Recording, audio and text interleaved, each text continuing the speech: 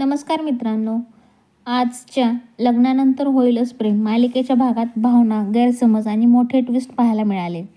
आजच्या भागाची सुरुवात होते नंदिनीपासून. नंदिनी एकटीपासून जीवासोबत घालवलेले जुने क्षण आठवत असते.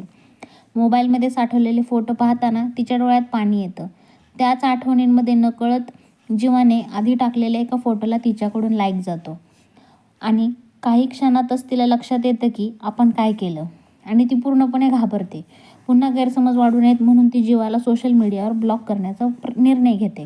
दुसरीकडे जीवा आपल्या खोलीत एकटाच नंदिनीच्या आठवणींमध्ये हरवलेला असतो.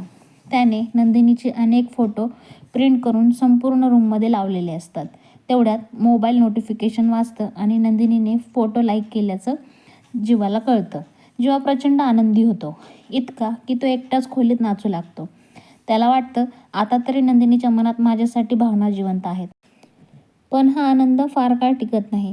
काही वेळातच जीवा पाहतो की नंदिनीने त्याला ब्लॉक केला आहे. तो थोडा दुखावतो पण हार मानत नाही. तो तिला थेट फोन करतो. फोनवर नंदिनी सांगते की लाईक चुकून झालं होतं आणि तिने त्याला ब्लॉक केलं आहे. तिच्या शब्दात कठोरपणा असतो. पण जीवा मात्र आपल्या भावना व्यक्त करतो. तो नंदिनीला कविता ऐकवतो. कविता ऐकून नंदिनी क्षणभर भावूक होते पण लगेच स्वतःला सावरते आणि कॉल कट करून फोन बंद करते. तिला माहीत असतं जास्त वेळ बोलली तर ती पुन्हा गुंतून जाईल. इकडे जीवा मात्र मनाशी ठरवतो की काहीही झालं तरी तो नंदिनीला मिळवण्याचा प्रयत्न सोडणार नाही. दुसरीकडे घरात मानिनी एकटी किचनमध्ये काम करत असते. नंदिनी आणि काव्याची आठवण तिला सतावते. किचन ओस पडल्यासारखं वाटतं.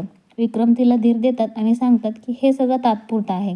दोन्ही सुना लवकरच घरात येतील असा त्यांचा विश्वास असतो. विक्रमच्या शब्दांमुळे मानिनी थोडी शांत होते. यानंतर पाहायला मिळते रम्या आणि वसूचा सीन. रम्या पार्थसोबत मॉर्निंग वॉक केल्यामुळे खुश असते. तिथे पार्थबद्दलच्या भावना उघडपणे सांगते आणि ठामपणे म्हणते की पार्थला मिळवण्यासाठी ती कोणतीही किंमत मोजायला तयार आहे. वसू तिला समजवण्याचा प्रयत्न करते पण रम्या आपल्या निर्णयावर ठाम असते. आजच्या भागाच्या शेवटी मोठा ट्विस्ट पाहायला मिळतो. जीवा आजारी असल्याचं नाटक करतो आणि मानिनी नंदिनीला घरी येण्यासाठी फोन करते. नंदिनी येण्यास नकार देते पण तिच्या मनात वेगळाच विचार सुरू असतो.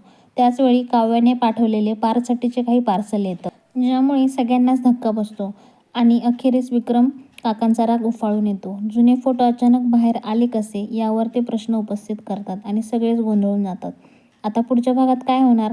नंदिनी खरंच घरी येणार का? जीवा यशस्वी होणार का? तुमचं मत कमेंटमध्ये सांगा आणि असेच अपडेट्स पाहण्यासाठी चॅनलला सबस्क्राईब करा. आपला आजचा रिव्ह्यू कसा वाटला आणि आजचा एपिसोड कसा वाटला हे कमेंटमध्ये तुमचं मत जरूर कळवा. सबस्क्राईब करायला विसरू